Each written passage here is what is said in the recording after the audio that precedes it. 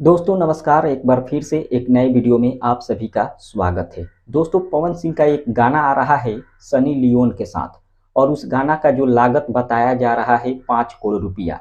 बहुत सारे लोग सुनकर यकीन नहीं कर रहे हैं। यकीन इसलिए नहीं कर रहे हैं क्योंकि लोगों का कहना है कि पवन सिंह आज तक 1 करोड़ का फिल्म नहीं बना पाए, लेकिन अचानक 5 करोड़ का गाना कैसे लेकर आ रहे हैं। बहुत सारे लोग यही बोल रहे हैं।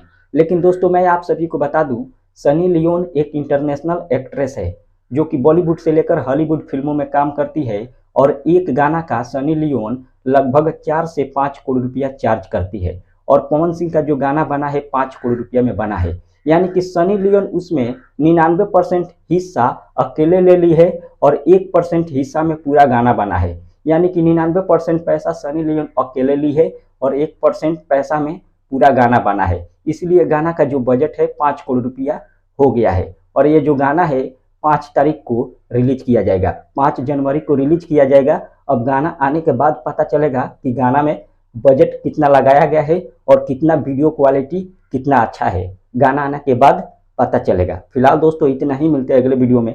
धन्यवाद।